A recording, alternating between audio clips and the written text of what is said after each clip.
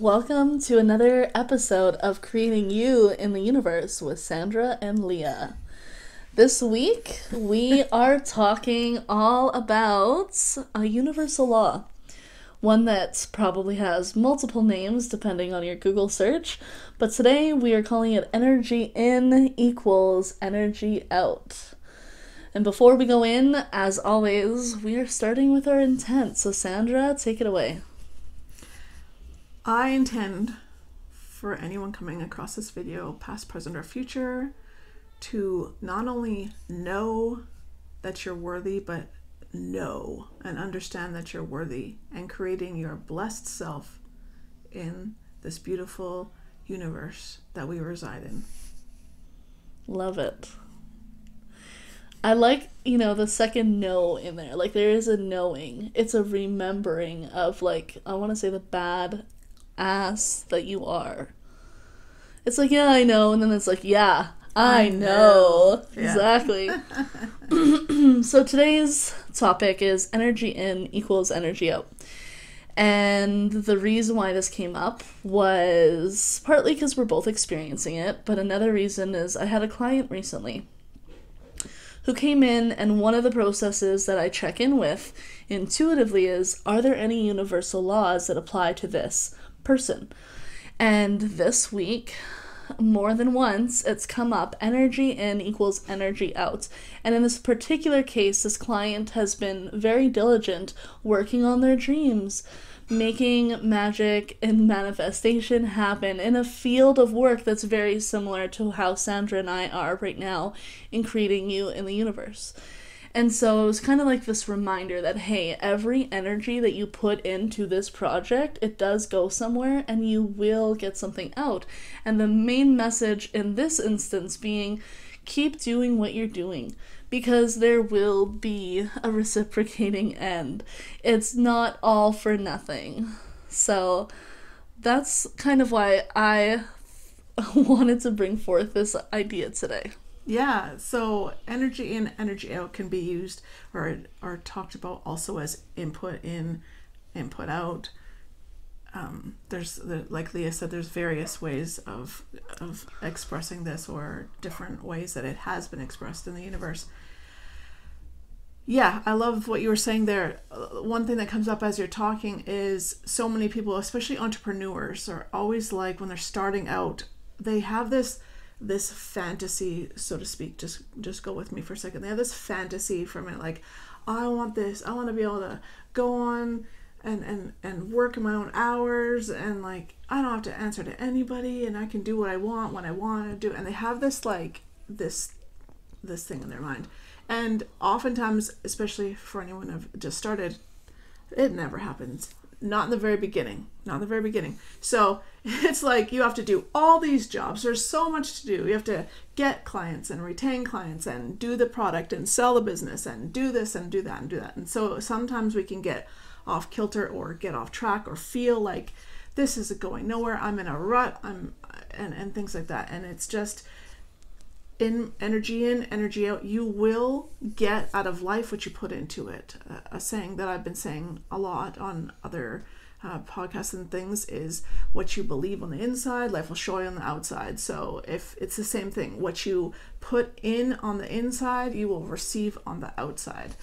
One quick story I have that reflects that is an entrepreneur that at one point, I don't know if he was homeless, and I have talked about this on another podcast, so excuse me if you've heard this before, but I think he was on the verge of being homeless, or he was homeless and living in his car, and he would go around to all these different places that had the free Wi-Fi during the day. He'd have a coffee or whatever, or not even, just ask for water, and then he would just do whatever he could while he had that access to that online free window. So, and it was about 2 years, and then magic happened, and that's magic in quotation, because after that point in time, he had made it. And a lot of times people forget, once they've made it, they're like, oh, I made it. People are like, overnight success. That wasn't overnight success. He busted his butt. He did it for 8 to 10 hours, however long he was allowed to stay, wherever, if it was a Tim Hortons or Starbucks or something, however long he was allowed to stay, and he doubled down or 10x'd whatever he had to do to get that. And then at the end of the day, 2 years later, he saw the results. Mm-hmm. So whatever it is that you're working on, whether it's fat loss or any kind of system, anything new, business, just know that if you're doing the daily grind towards it, it will somehow, some way, the energy that you put in, you will get out. Yeah. So, we talked about business, we talk about fat loss. That's a pretty straightforward, what you put in your body, energy in equals energy out. So if you're not actually outputting that energy with exercise, then it's going to pack on the load. But, sorry, excuse me. Somewhere that I've seen energy in and energy out was my love relationship. My spouse, love him lots. We've been together this fall. It'll be 14 years that our love story started. And so, I met him when I was still a teenager. So sometimes after 14 years, you can get really tired of hearing the same, whether it's excuses or sad stories, it's such a fine line between holding space for their big feelings and being like, hey man, snap out of it. And so I found myself with his mental health and his workload, maybe being a little apathetic, and I didn't recognize this until I was in therapy. And the therapist is like, well, Leah, with all that he has going on, have you tried, really being there for him? And as simple as that was, upon reflection, I took into account the energy that I was putting in was maybe apathetic. It was maybe intolerant. It was all those kinds of families of words. I could be more there for my spouse. And so over the course of about a month, I decided, okay, even though I'm feeling things inside, I choose to put different energy in my relationship. I choose to be there for him differently, hold space. The list goes on.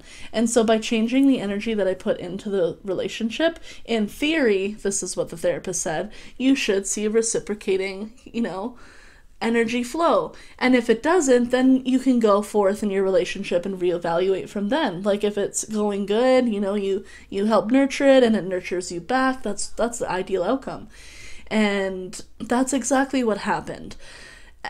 Being there for my spouse differently, that reminder that sometimes we're just human, allowed me to have a greater heart and empathy to my spouse, and it helped our relationship flourish and thrive and get back to the good old days where you're sweet and in love. And just saying that, I feel like a sidebar, I'm finding in my age, as I have a relationship longer and face these hills with my spouse, I am being shown time and time again I am not alone, and it's actually very normal for these cycles to happen.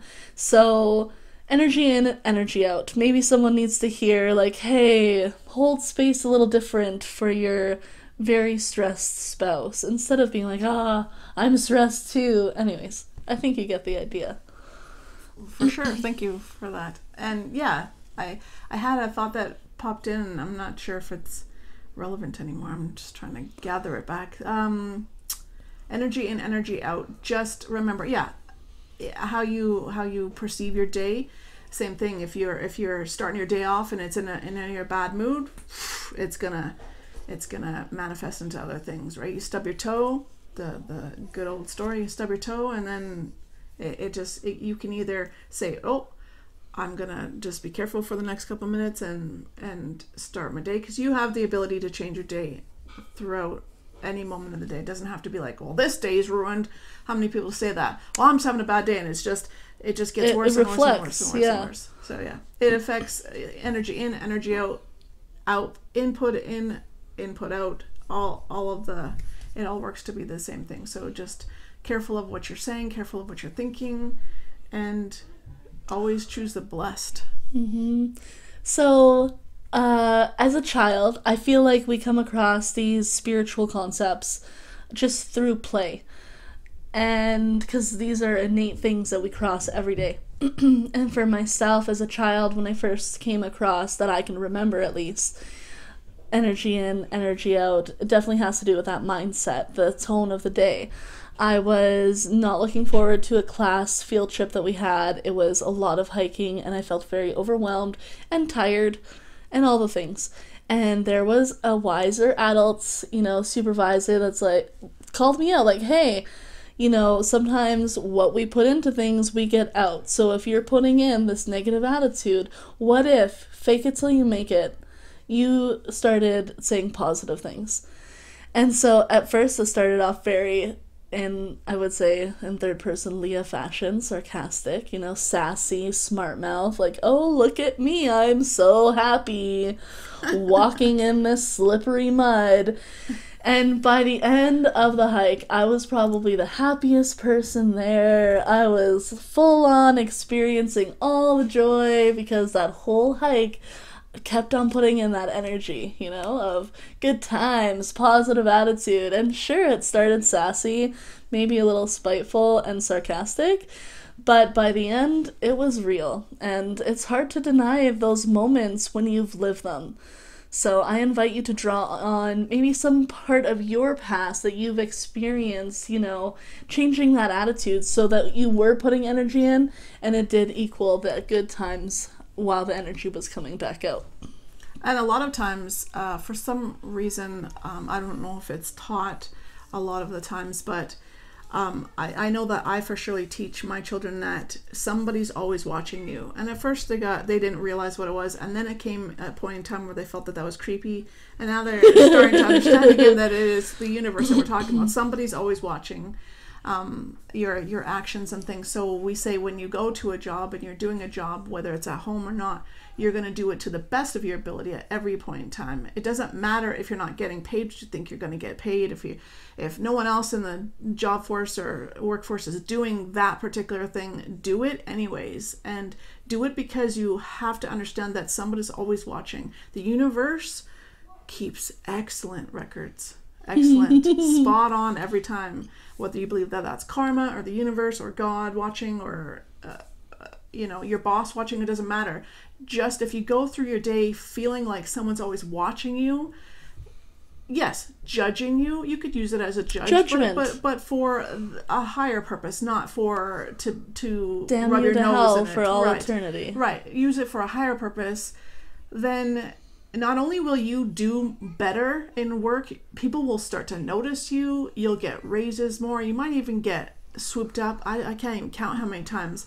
I have people still on my checklist that when I get to this job that I'm going to, we're going back to them and I'm scooping them. Be like, you belong with us, because their customer service is just over the top at all. And they're not even doing it on purpose. That's just them. They're So just just showing remember, up. yeah, you're always being watched. You're always being judged in a good way, meaning step it up and just try it for a bit. Try doing something because you're doing something for the good.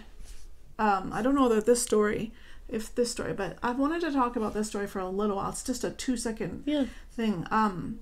I saw the coolest thing during the summer driving with my husband in one of our jobs, and it was that they must have had a bird with a injured wing, and they were releasing him or her, whatever it, and it was the coolest thing because they came outside. We didn't, and it had it around at like we didn't know what it was at first. It was a fairly big bird, probably like a pigeon or something like that, and they had it wrapped in a blanket, and then they undid the blanket, and then they held it up, and then they did that, and it flew away. And I said to my husband, that's the coolest thing ever. I'm so grateful that I saw that. I said, what would have made that even cooler is if the wife wasn't sitting there trying to film it like she was on Instagram. And my husband's like, right. So are you doing it because for you, the bird, or are you doing it for attention? So The intent. It would be the intent, but and I'm not taking away from what they did. It was amazing. But it would have even impacted me more seeing that had it not been that they were catching it on film either. I understand there's some The irony great stuff. as we film ourselves. Right. There's like great things that can be caught on film and a purpose for it, but just remember, are you doing things for you, or are you doing it for attention? Are you doing charity work because charity is something that's in your heart and it's in your soul and you love doing it, or are you doing it because it makes you look good on Instagram or on social media? So energy in. With those things in mind, it is an energy in, and you will get the energy out. And just remember that the universe knows the intent as well. So, So I have to share what I'm laughing about inside. You went about this artful way of describing this pigeon in this graceful moment of like release. Right. And you said, you know what would have made this better? And instantly I'm thinking fog lights, lasers, and like some dancing music. Like, it's out of here. And anyways, that's my random thought to close out for energy in, energy out. And as always, we appreciate you, and drop a comment below if you have any stories or anything that you want to add to us. Yeah, be blessed. Be blessed always.